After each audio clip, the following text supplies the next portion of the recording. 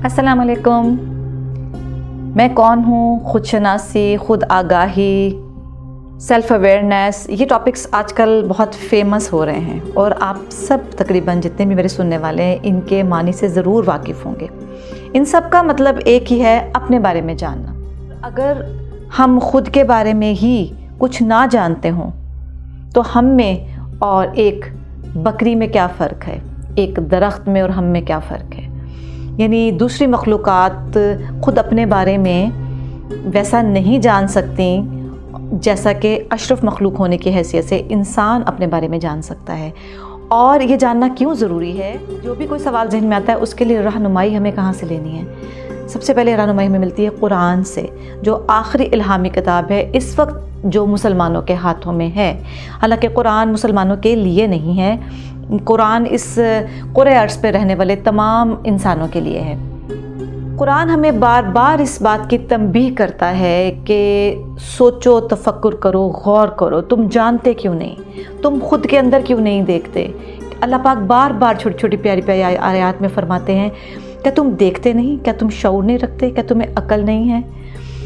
ये सारी बातें हमें किस तरफ ध्यान दिलाती हैं कि सोचो, फ़िक्र करो, तफक्कुर करो, गौर व खौस करो।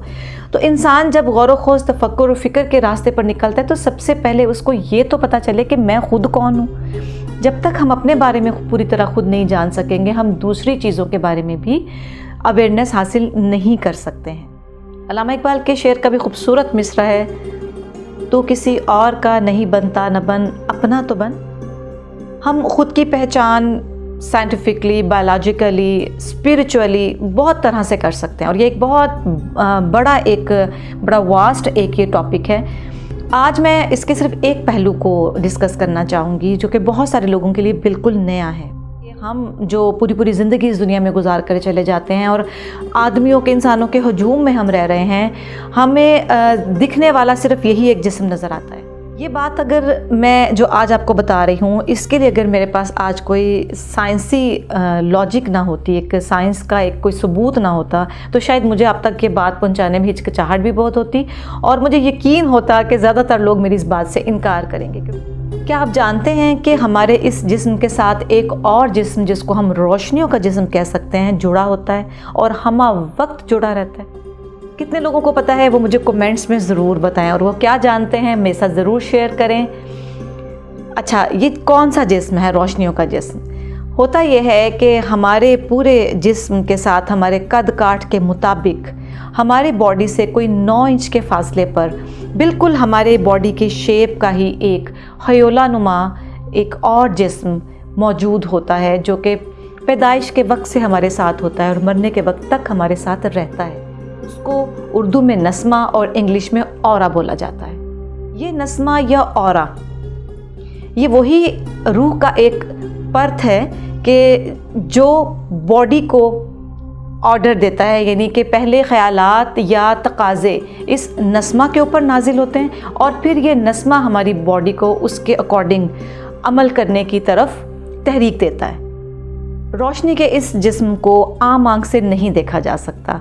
सिर्फ वही लोग इसका जायज़ा ले सकते हैं, इसको देख सकते हैं कि जिनको अल्लाह ताला ने ये इस्तिताअत अता फरमाई हुई है या जिनकी अपनी बातनी आँख खुल चुकी होती है। इस बात को समझने के लिए साइंस ने हमारी बहुत मदद कर दी है। फ़ोटोग्राफ़ी की फ़ील्ड में ये एक बहुत बड़ी कामयाबी है कि ऐसा कैमरा इजाद कर लिया गया है कि जिसके ज़रिए किसी ऑब्जेक्ट की जब पिक्चर खींची जाती है तो उस कैमरे के साथ निकलने वाली जो पिक्चर है उसमें उस ऑब्जेक्ट के बाहर पूरा एक रोशनियों का एक और जिस्म साफ दिखाई देता है और वो मूव करता हुआ दिखाई देता है, जिससे पता चलता है कि वो चीज़, वो जो रोशनियों की बॉडी है वो डेड नहीं है बल्कि वो बाकायदा मूविंग और लिविंग है। इसको फ़ोटोग्राफ़ी की ज़बान में किर्लियन फ़ोटोग्राफ़ी कहा जाता है। एक बात और, ये सिर्फ इंसानों के ही इस रोशनियों के हयूले को नहीं दिखाती, बल्कि हर चीज़ जो भी इस दुनिया में मौजूद है उसके गिर्द उसका एक औरा और उसका नस्मा मौजूद होता है, जो कि इन तस्वीरों में नज़र आता है। इंसानों में से जो लोग इतने साहिब बसारत होते हैं और इस नस्मा को फ़ौरन से देख सकते हैं, उनके यहाँ जब कोई फ़र्द दाखिल होता है, उनके सामने जाता है, तो वो बंदे की लिबास को, उसकी बॉडी को, उसकी शक्ल चेहरे को नहीं देखते, बल्कि वो लोग आदी होते हैं, वो सबसे पहले उस बंदे का ऑरा ही चेक करते हैं और उससे समझ जाते हैं کہ یہ سامنے والا کتنے پانی میں ہے۔